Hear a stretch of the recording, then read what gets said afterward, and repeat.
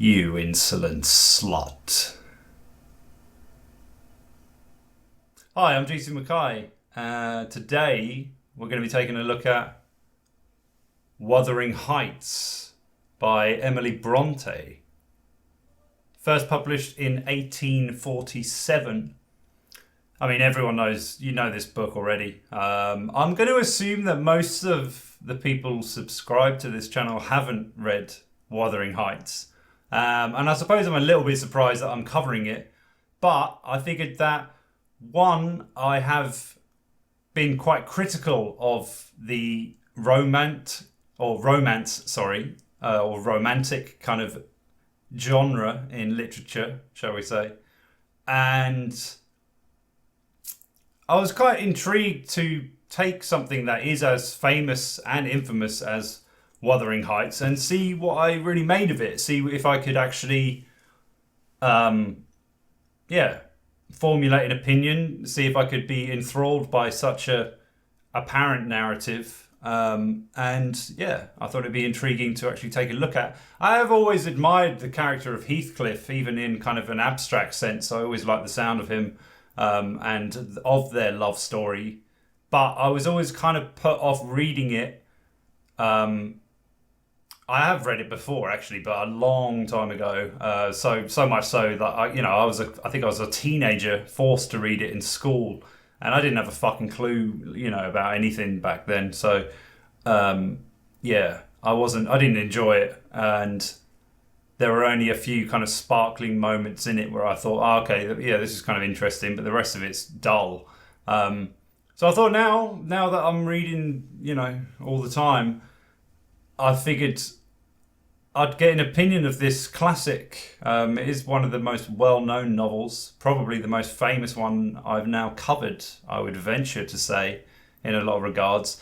And I do think it is definitely worth looking into. A little bit about Emily Bronte. She's got her own kind of historical fascination, I would say. Apparently she was a very, very reclusive woman. Very little is known about her, which puts her in my favour straight away. She sounds a lot like my kind of lady, to be honest. She died by the age of 30, I think only a few years after the release of Wuthering Heights, most likely from tuberculosis, from what I gathered. And though she did refuse medical assistance, she later repented that decision. But by then it was too late, and let's be honest, back in that time, it probably would have made very little fucking difference anyway. And it is intriguing just to see what's the big fuss about this whole novel, I'm aware of its... I suppose it does divide a lot of people from what I've seen. But I was just intrigued to see what perspective I'd have of it. Just from my knowledge of literature and all of that kind of stuff, really. I thought it would be intriguing to actually put my theory to the test. Though, after reading it, I would actually say that it isn't really just a romance story. I don't know why I keep fumbling on that word. But no, it's not a romance story. It's a very, very grim, dark, miserable... sort of epic, I would say, in some regard, a kind of semi-epic portrayal of two families and how they collide. That, psychologically speaking, I actually thought was really on the money. The characters in it all have their flaws and weaknesses and certain strengths. They do easily point one another out quite a lot of the time.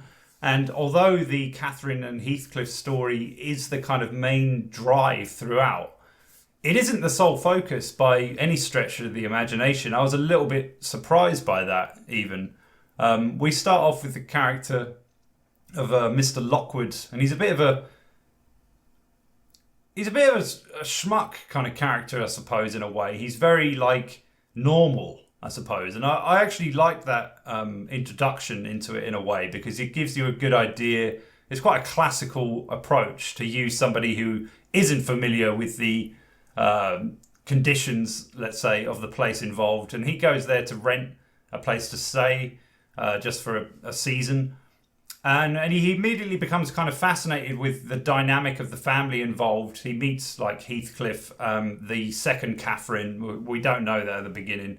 But yeah, he kind of gets this kind of overview. And then eventually one of the housekeepers who he's staying with in the other, I think it's Thrushcross Grange, I think it's called. That's another house that's about 4 miles away from Wuthering Heights, and that's where he's staying. And he gets kind of chatting to this Ellen, her name is. She's a housekeeper, and she eventually starts to unveil the story of why the place is the way that it is. And then we get to learn the actual history. So she takes it 20 odd years back, and that's when Heathcliff, who was only a kid at the time, around 5 years old, he's picked up from Liverpool by the father, and not his father, but of Catherine's father. And he's brought back to Wuthering Heights, and then he's just introduced into the family, and without any real explanation. Some theories out there say that he's black, and that he hasn't been properly represented in the past throughout media and the like. But he's not black. I don't know where people are getting that impression. He's dark skinned. He could be mixed. I'm thinking he's definitely, quite possibly even Indian in some regard. Like he's definitely been an illicit or illegitimate love child. Some say that of the fathers, that is a possibility. I don't think that that's the case. I think he's just, for some reason, he's picked up by the father, and he takes a kind of shining to him, and he raises him. Why he does this is kind of left a mystery, and really people go on about the racial element and how that impacted his life. But even if racism didn't exist, let's say in some utopian world, he would still be an outcast within this family. I think people are failing to realise that, not only because of his skin colour, but because he is an orphan that has no history, no family of his own, no education, nothing. Like everything about him makes him an outcast. And that, therefore, basically is the breeding ground for what he becomes. He isn't particularly welcomed inside the house, at least at the beginning. He's looked at as a kind of gypsy, animalistic kind of type. But as he grows up, him and Catherine actually develop quite a, unique bond, let's say. And yeah, they have a kind of a love between them that is a little bit incestuous, I would say. Mainly because they are brought up in the same family household. And so they do come to sort of see each other as brother and sister. But because they're clearly not, some theories might argue otherwise. But for me, it was quite clear that he was just an outsider kind of type. It definitely created a more dangerous dynamic, I would say. Because although Heathcliff is treated like an errand boy scum, basically, most of his life, Catherine is equally treated in a kind of different way. And I think a lot of the time, because they have to be in cahoots and really kind of rely on each other to try and get each other out of trouble or to avoid the kind of anger of their masters, essentially, they form a bond which I think they confuse their own identities with. So they actually identify themselves within each other. And of course, as they grow older, and there is a kind of love and affection that grows from that, and they do seem to be in a very passionate standpoint with one another, it actually creates all of the disaster that you're about to fucking witness, to be honest. I won't go too much into the plot. Some people think it's very convoluted. I would say it's only a touch convoluted. It's got multi-layers throughout, and it goes through a history, basically, of around 20 odd years.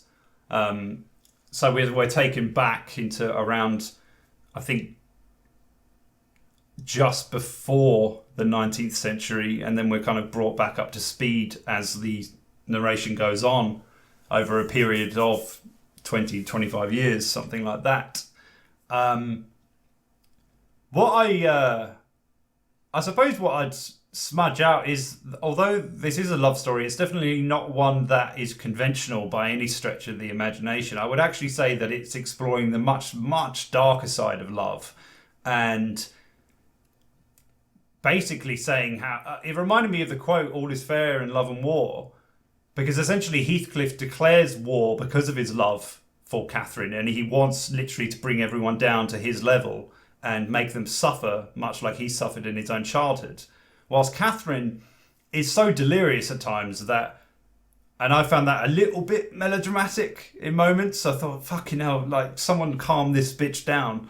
But at the same time, I think it was because she had a mental disorder. And because of the treatment that she had to endure during her childhood, she goes from moments of feeling like the world is in love with her and charmed by her every grace and move, to believing that she's worthless, not worth the air in which she breathes, and wants to die, essentially. So what I found especially interesting is how that juxtaposed with the narration of what was going on. And a lot of the times it was mirroring either the present of what Heathcliff would feel, for instance, or the other way around. And historically, it even kind of played its own part as well. So there was a lot of symbolism going on, and the descriptions of Wuthering Heights and Thrushcross Grange. I got part of me thinking I'm getting that wrong, like something like that. They even interchange in how they're viewed by certain narrators throughout the piece. Although most of the story is told by Ellen, the housekeeper. And I do think has a certain bias because of that, because she wants to paint a picture of herself as being this kind of always kind of well-to-do and meaning well kind of woman. Whereas I think sometimes she's quite manipulative, just like the characters within.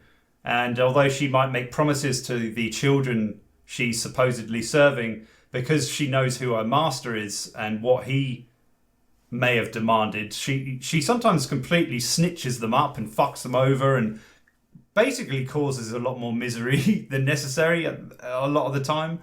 But for me, the main thing, the sick enjoyment I got out of it was how devilish Heathcliff was. He is an absolute fucking lunatic, psychopath, sociopath, whatever you want to call it.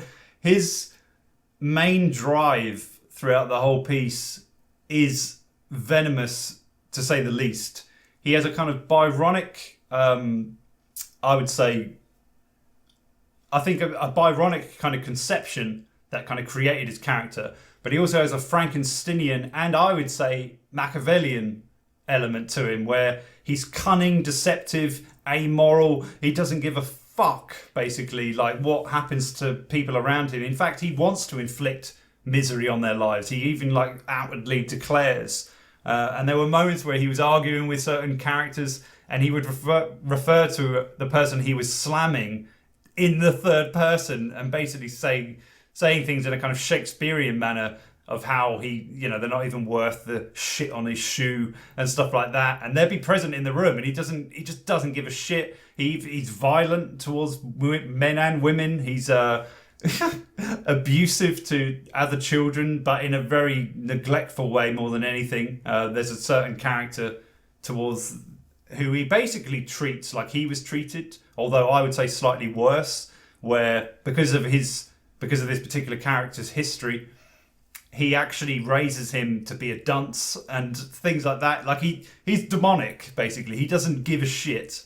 But I would also say that by the end of the story, you kind of realise why he's been like that throughout most of his life. And although you can, obviously point it all towards his childhood, I would actually say it's more the relationship that develops between him and Catherine and the sordid and demented creation that seems to spread along the moors, and it encapsulates everything essentially.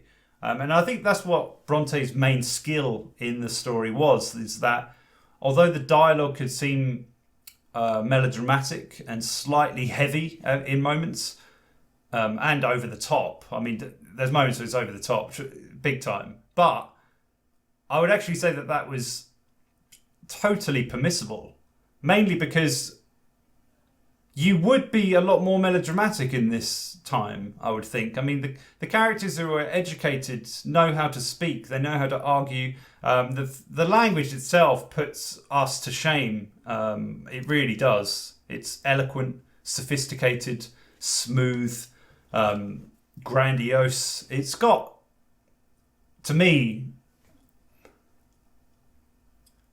I don't know. I suppose as we advance with things that make our lives easier, we lose things that we take for granted, I would have thought. And like that with death, which is another subject that I've talked about in the past, of how we don't even, we snub it as if it doesn't exist now.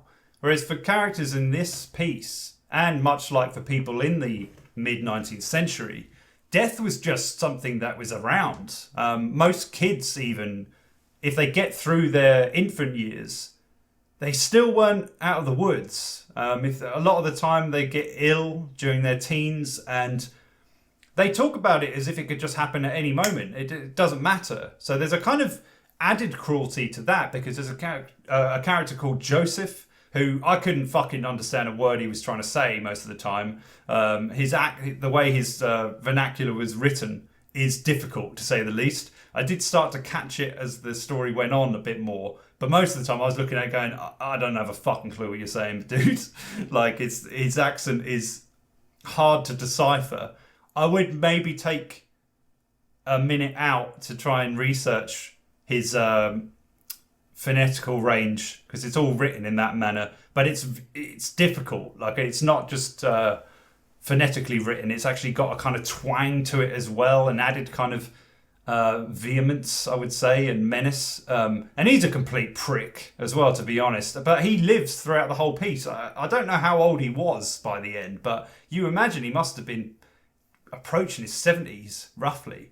And he just lives. It's like he's part of the grime and filth of everything going on and the death and decay, but he's just there, living there, kind of thing. And he's built up a kind of tolerance and immunity to it all because he is it. You know, there's a kind of reflection going on throughout. Whereas other characters, you know, as soon as they become afflicted with a certain illness at a certain time, and if they're going through a kind of dilemma, a lot of the time, they kind of invite their own death along a lot of the time. But obviously, if you do get the flu around this era and under the right conditions, or let's say the wrong conditions rather, that's just what's going to happen. And the way they talk about death is brutal, I'd say, overall, because sometimes there's a little hint about, but you know, I'm young, or this character's young, they should get through this and all this kind of. I think the second Kathy makes a reference to this in regard to somebody else,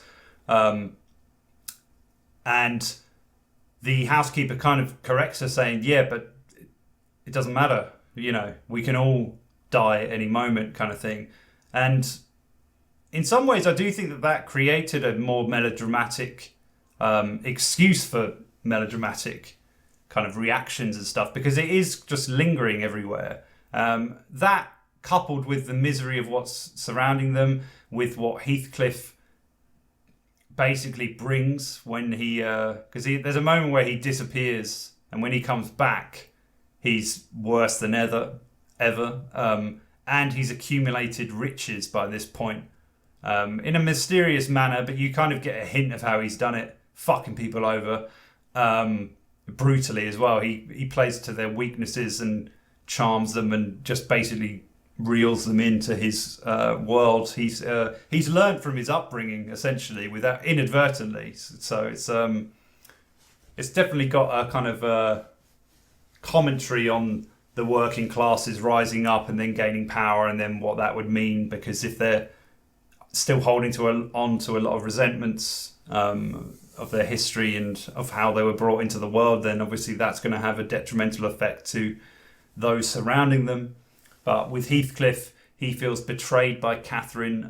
There's a moment in it particularly where you realise things are going to go shit, because Catherine is talking about how she'd love to marry Heathcliff, but because of their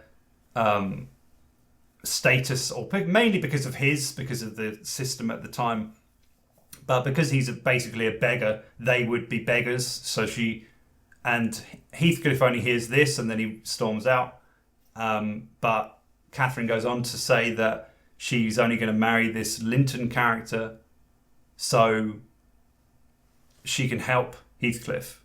And yeah, because Heathcliff doesn't hear this, he subsequently disappears for quite a long time. I can't remember specifically how long it is, but it's a while. Yeah, we kind of it's all there in that kind of one moment. But again, because of their histories, because of the way they identify with each other, essentially seeing themselves in a kind of conduit of each other. So they're kind of always reflecting back. And of course, the ghost element, the kind of haunted aspect of the story, which I thought was far more subtle than I was actually anticipating. I thought it was going to be quite a prominent subject in it. Maybe Kate Bush's song gave me that idea, I'm not sure.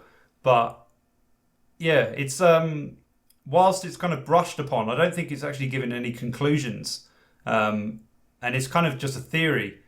Some characters hold a belief in it and others don't. But there's definitely something haunted about just the novel in general. I think the presence of death, which is rife throughout the book, definitely adds a kind of eeriness to the personalities of the characters involved, because they're always kind of in a state of mourning or yearning quite a lot of the time. And of course, I think that would definitely add to how they view the world and of what the world will do to them. So there is a kind of, I mean, the misery in this is kind of outstanding to behold at times. I was taken aback, and I've read a lot of fucking miserable books, but this one had it in bucket loads. It's like everything in it is grim. So there isn't much hope going on. Some people I've read on fucking Goodreads, and some people are slamming the way it's delivered, the narration style, and all of that kind of thing, but I think they're completely wrong. No surprise there.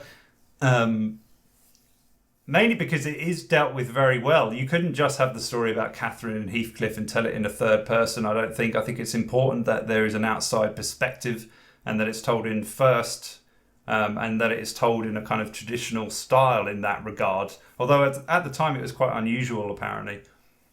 And yeah, it's basically told in first person, with our main character at the beginning, who's kind of a similar one to the Great Gatsby character, actually, the one who admires him, and he narrates the story. In this one, we have our lodger, and then he relates the story via one of the housekeepers, and they kind of interchange in that regard. But for me, that worked perfectly, because the housekeeper essentially does have a kind of the most indifferent viewpoint, because they can't meddle in it. So they're the masters. They can tell them to fuck off whenever they want, go and do something else.